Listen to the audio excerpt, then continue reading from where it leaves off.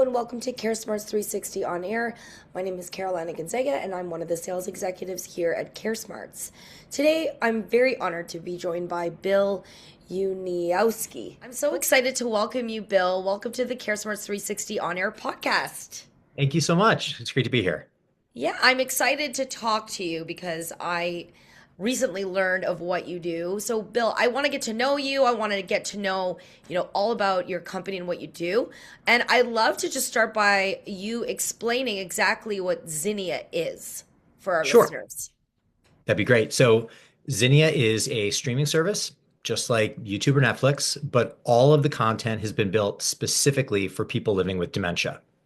So we have a wide variety of topics and interests and videos to help connect with people on a personal level and their interests. And they've all been built to be digestible by and engaging for people living with dementia. So think slow moving, gently paced, free of plot and dialogue, but still very visual with sound effects and things like that to really capture people's attention and engage them. And really, what this turns out to be is a tool for caregivers to use to help manage the behavioral and psychological symptoms of dementia, as well as reducing their own care burden as a caregiver. And we work all across the care continuum from family members at home into senior living and adult day and home care, as well as some hospitals. And people use us to reduce agitation, redirect someone with dementia who might be upset, bring them towards something they like and something they enjoy. Helps to engage, sit down, watch it together, spend time creating conversation and reminiscence, which is great, finding the moments of joy. Or as a caregiver, if someone is so engaged by the thing that they're watching, you can take 10 minutes and take a quick shower, clean up around the house or do things that, you might be piling up. And then also we've created content around activities of daily living. So a common thing with people with dementia is they might be resistant to doing things like drinking water or going to bed or getting dressed or taking a shower. And we have videos that model, prompt, and cue those behaviors to make it easier for the caregiver and the person they're supporting to accomplish what they need to. And all of this has been validated through research. We've done 2 years of research with the University of British Columbia and Vancouver General Hospital in Canada, resulted in published papers in peer-reviewed journals, and we're always doing more research to validate and get better and improve our product. Amazing. Well, I love to hear that you're working with the University of British Columbia because I was born in British Columbia. Just a little side note for everyone. Amazing. So before we kind of get it, I have a lot to ask about. This is so specific. It's so needed. So tell me, I'm interested to know, Bill, how did Zinnia become what it is today? What was your kind of career journey? Maybe the experience has led to its creation. Sure. Well, on a personal level, I never did anything in care for a while for my career until Zinnia. And I had been doing traditional banking finance stuff. I've done startup media things, and that's what kind of got me connected to the team that ended up building Zinnia. And really, the story of Zinnia is the story of my co-founder, Allison. She was a family care partner to her husband, Evan, who was diagnosed with frontotemporal dementia at the age of 47. So Okay. she was thrust into caregiving and wanted to do the best she could for him in all aspects. And that turned into educating herself on dementia and turning that into a profession with dementia education. And what she discovered is she'd go visit Evan in a community, and sometimes his wheelchair would be pushed up against the TV, watching something he never would have chosen to watch. It's what the caregivers wanted to have on. And it didn't move at a pace that was able for him to digest and understand what was going on. It was a topic that didn't connect with him. It might have been triggering or upsetting, and he would get agitated. And it broke her heart to see this. And so she thought, there's got to be something better. And she looked into, the published research about what good media is for people with dementia. And there wasn't a ton, but what was out there indicated that something that was slow moving, gently paced, connected to someone's background and interests was positive. So she started making little videos on her phone using photos of their kids and their dogs and their trips, and thought, this is really working well. I sit with Evan, we look at the pictures, we talk, we reminisce, we enjoy our time together. But he also liked to ski and hike and things like that. She didn't have skiing and hiking things on her phone. And so that was sort of the moment of, what if we created this big platform with lots of different topics, hundreds of videos, beautiful, visual, interesting to people, research backed at a good pace for people with dementia and make it available. And so that's what we did over it was a passion project for 4 years. We just would build content and test it. And that's when we did our research. And over time, it's turned into a business. That's amazing. And I'm just curious because I hear so many, or I'm starting to imagine that there's so many ways that this can be used. You mentioned maybe a caregiver that's one-on-one, or a family circle, or maybe even a community. And so, where do you find right now that Zinnia is being utilized the most? Are people finding it kind of in their own kind of day-to-day lives, or is it more kind of being scaled on a larger level today? It's all over. It's everything. That's Word of amazing. mouth is super powerful. People will be using Zinnia and share it with the members of their support group. Um, Yeah, Senior living his staff will move to a different community and tell their new community, hey, we had Zinnia at this, and it was really good. We should really check it out. It was helpful to our team. The families loved it. So it's really grown organically. yeah, We spend a lot of time getting the word out and working with various people and ways to do that and building relationships. But lots of different ways to use it. right. One-on-one, one-to-many. Um, it's great for activities content in kind of a structured adult day or senior living environment. It's great for families. Sometimes they just have it on in the background and it helps keep a calmer day. Or, we hear from people who they're caring for a loved one, but they're still working and they work from home. And so it kind of keeps that person occupied and gives them a little time to get stuff done for work. The For best way to use it, the way that we think is the research also shows that if you're gonna consume media with someone with dementia, do it with them. Make it Yeah, a shared activity. Watch it together. Um, Not always that, sometimes it's great and you need respite, but watch it together, have a conversation. If mom loved to sew, watch our sewing video and yeah, talk about, the projects and the costumes that she would make. And you'd see people sewing and fabric and threads and all sorts of things. There's so many different ways to go in that way. yeah, But also, the activities of daily living stuff is really great if someone, isn't drinking water, and that's happens commonly in dementia. So we have users who, every day at 11 o'clock, they pour glasses of water, they watch the video, and they drink water together. So just a lot of different ways to use it to make the most out of it. And even if all you do is put it on and have that on instead of the news yeah. or, other triggering topics and crime dramas, and I hear all sorts of things that people watch.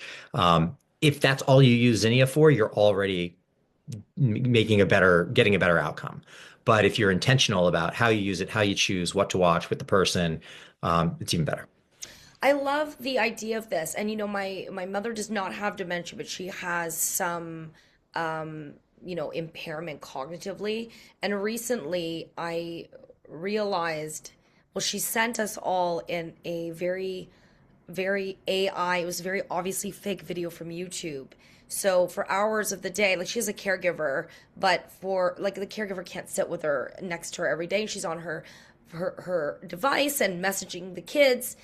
And I tried to convince her and showed her that this was a synthetically created video. It's not real. This is not really happening. And I just have to tell you, Bill, it really upset me. It really scared me. And so, do you find that there is more of a demand for this? Or is this type of thing kind of the reason for the growth of this demand out there? That there's fake stuff out there that might be upsetting or not even real and not even based in reality. There's no intentionality behind what they're consuming. Yeah, I think one of the things that happens when with dementia, your brain's just processing more slowly, and sometimes people can't understand fact from fiction.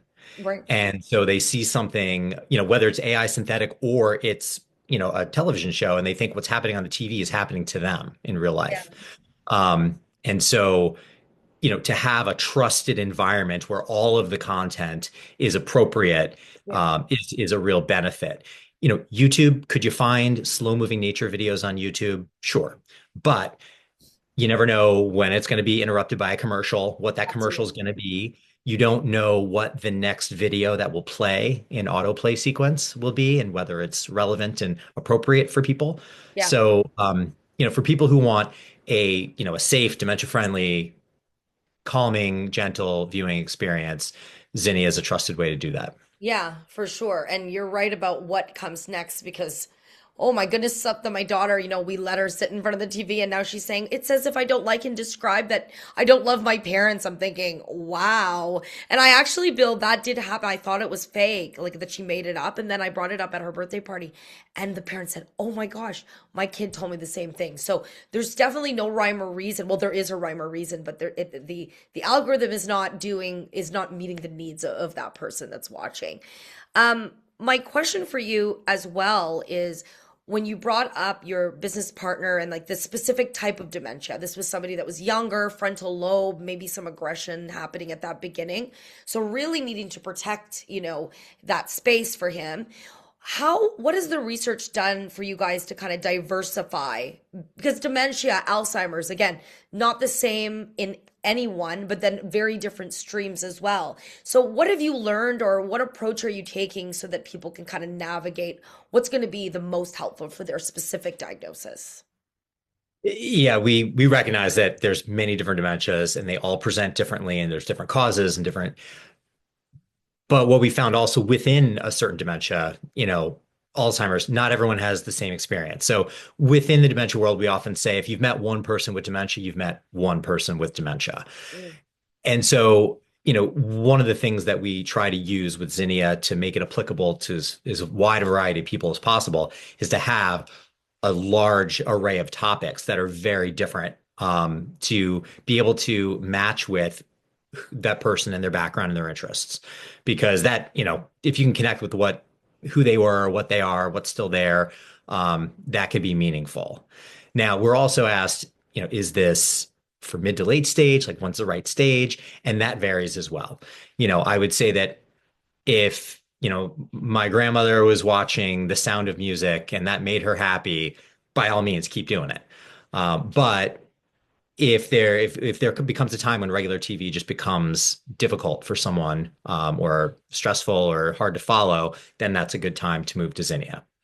We also hear from people with mild cognitive impairment, so very early stage. And we had a panel with them and we asked them, what do you watch on TV? And a lot of them say, I don't watch TV anymore because I can't follow it or it bothers me. It makes me stressful. So, even when people who are capable of watching regular TV, sometimes it hits a point where that's too much. And so we have people who with MCI bought Zinnia themselves and they just like to use it to recharge and like yeah, settle down and calm down and then come back to the day. yeah. So it's very flexible, it's open, everybody's different and everyone's condition is different. And so we try our best to be as wide in topics to accommodate that. I'm wondering because there's a lot of talk about just general media, like the way that I noticed the other day, Bill, that I have a very hard time picking something to watch on my TV, even though it's all streaming. And the other day I noticed was watching, and I used to watch YouTube on my TV, and now I just find it more comforting to literally have my computer on my lap and like I'm like, why am I always wanting a smaller screen? So I'm wondering if you're seeing kind of the increase of demand because there's all of this change happening in the way that media is being produced for the general public. It's almost like it's more fast paced.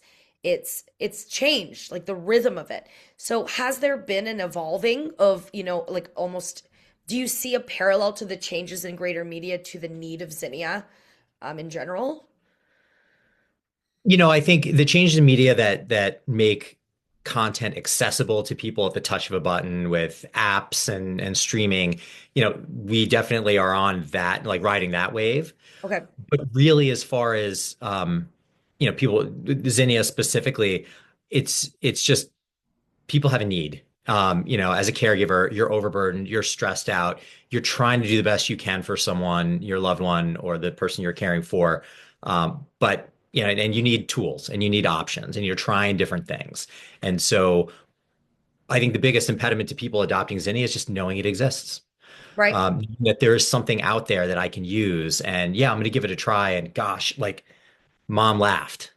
and we had a nice little exchange together. Or I learned something about my dad because we put on the Hawaii video and he told me about his experiences in the Navy. And I had never heard that before. Like it's really just about making people aware that this is there There. and Yeah. accessible to them. It's a tool. And you know, and it's easily accessible. Many people these days have connected TVs, so they can download it from the Roku App Store. People Yeah. have tablets. So the movement in media to just make so much content accessible has help us grow Zinnia. We've been able to use apps to reach people. But as far as like this type and style of content and everything else, less of, Less the of way a, things are going. yeah. We're trying to get away from sort of the way things are going with, Yeah. too much stuff and too much stimulation.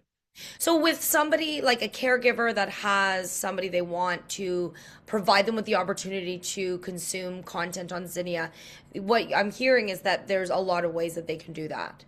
They can do that. Yes. So it is a downloaded app. Um, Right.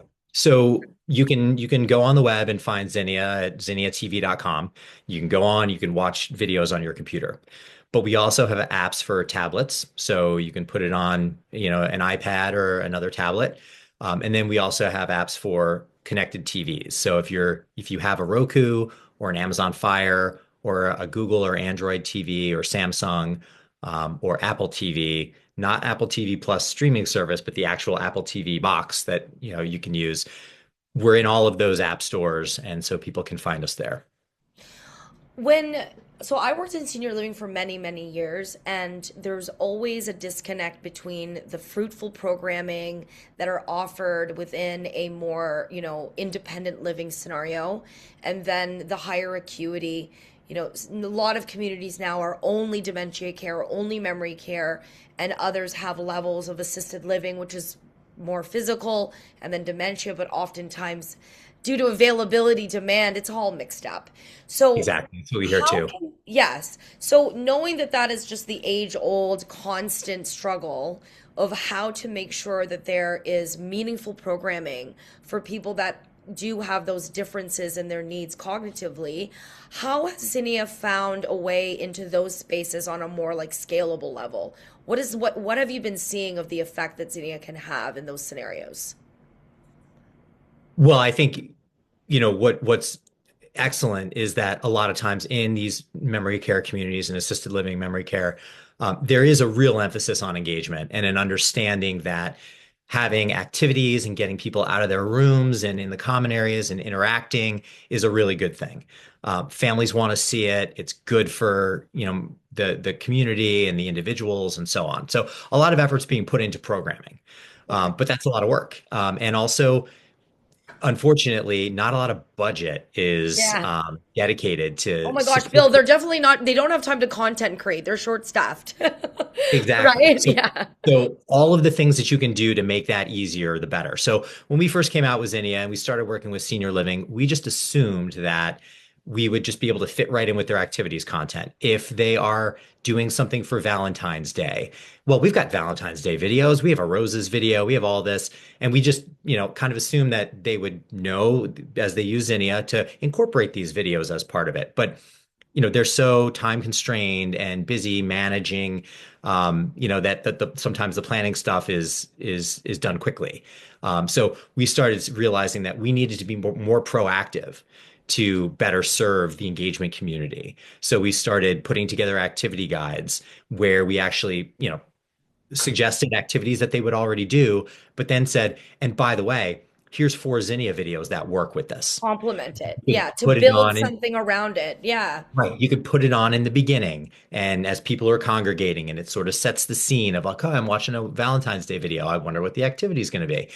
Or have it on in the background Right. as they're doing their craft, or put it on at the end as everybody's kind of cleaning up and settling down after a period of high activity. So lots of opportunities to do that. And then we started developing specific content around activities that are more interactive and easy to use. So, like quizzes, for instance, we have a whole category of dementia-friendly quizzes across a wide variety of different topics. So, if the activity director calls out and they need to do something is out and you need to someone else has to step in and do an activity and they're maybe not trained to do that, like let's pull up a quiz and walk and go through it together and hit pause and use those questions and those answers as a way to create more conversation and ask everybody, have you ever been to a baseball game? What's your favorite team? If relevant to the quiz. We've also started another common senior living activity is daily chronicles, right? Let's talk about this day in history, all the things that happened on the 22nd or 23rd of January. Okay, yeah. And typically they print out a printout and they read it. They read the facts. We've made that a video so that every day they could put this video on and again, see if there's a fact or something that lights someone up in the audience and hit pause and ask questions and create conversation, use it as a way to interact. For sure. You know, and I don't know how much what the ratio is of talking to folks in the senior living industry and home care because they're kind of together, they're kind of separate. I know earlier we talked about some of the integrations that you have with Go Icon, et cetera. So there's definitely a lot of senior living engagement conversations trying to reach the greater community in a way. So how does the home care kind of aspect to this differ from the senior living, if there's any difference? Are you connecting to agencies or is it mostly the individual family circle or both? We're talking to everybody. Okay. Mainly it's been individuals and senior living. Home care, there's a variety of stakeholders there, How to right? reach There's them, the yeah. families, there's the actual workers that are coming in to work in the home, there's the franchise owner, there's the franchise company. So there's a lot of different layers there that make it a little challenging. But I think Zinnia has a really good place in home care because if they can bring it into the family, they can say, hey, here's an additional benefit for working with us. We're going to give this to you. You can have this to access at all times. But also, when the care worker comes in, um, a lot of home care agencies have like minimum hours, right? So you book someone, they're in for 4 hours. Maybe it takes 2 hours to take care of all of that person's needs. How do you meaningfully use the other two? How Yeah. do you show value during that time? And so to be Yeah. able to put on Zinnia, watch it together, have some positive interaction, I think that shows additional value. And then the family, when that care worker leaves, the families still have access to it 24/7 when they need Yeah. it. I'm almost thinking that now that, home care is becoming so competitive, that one of the value adds that could be kind of on the menu of things that, a home care company could use to differentiate their offering is to have this meaningful content. And, the combat of, I guess the alternative is like, would you prefer your caregivers to just go to what they watch or be on their phone versus like have this be a part of the expectation of service that we offer? Yeah. And then Exactly. I think about that caregiver relationship as family. You go and you have to do all of these things. And then this might be a really nice way to frame some downtime, reflection time together as well. I'm sure you're seeing that too. Absolutely, absolutely. It's a way we are told all the time by people who have Zinnia. I bought this for my loved one, but Yep. I find it relaxing. Yeah. And I enjoy watching it with him. And it really makes and seeing him happy makes me happy. Yeah. So there's a lot of benefits to that as well. That's amazing. My last question for you, Bill, is where do you see kind of your goals for your organization and like where you're going with Zinnia as we continue to see more and more folks being diagnosed with dementia and more need? So our biggest goal is just to make sure people know about us, and that it's out there as a tool. And there's an alternative to regular TV and YouTube. There's something better that's built for people living with dementia. And if you're trying to do the best you can as a caregiver, this is a great option for you. So, just trying to get the word out more. We're building more and more content, always improving, always adding more categories and more interesting things to do to keep things fresh and to appeal to a wider variety of people. Um, we're always trying to become more personalized. So, person-centered care, connecting with the person, that's part of why we have a wide variety of topics, but we're also working on some things that will allow caregivers to better match videos to a person both based on their interest and based on their routine. Okay. So that's underway. We're always doing more research. We have a project going on with Duke Health that's funded by the National Institutes of Health, which we're very happy about. We're working in a VA hospital in Durham. So always trying to substantiate and get more evidence-based content and focus behind it. That's amazing. So far, can anyone access Zinnia globally? Are there any limitations? Okay, No awesome. limitations. Yeah, we hear from people in Peru and Australia and the UAE, and we're available online in the app stores, so people find us everywhere. One of the things that's a characteristic of our videos is most of them don't actually have dialogue because as someone with dementia's brain starts to process things more slowly, you can sometimes miss words when people are speaking quickly, which leads to confusion, which leads to agitation. So a lot of our videos are dialogue free, which means that they're accessible to people of all language backgrounds. Ah, I got it. Well, I really enjoyed meeting you today. I'm interested in learning more about Zinnia as well, just out of curiosity. So thank you for this introduction. And just lastly, just if somebody wants to look you up right now, what is the website where they can find you? www.zinniatv.com. Awesome. Thank you so much for And your if you time, Will. search and if you search Zinnia TV in any of the app stores, our app will come up. Amazing. Well, I'm going to download it for my mom. Thank you. Thank you so much.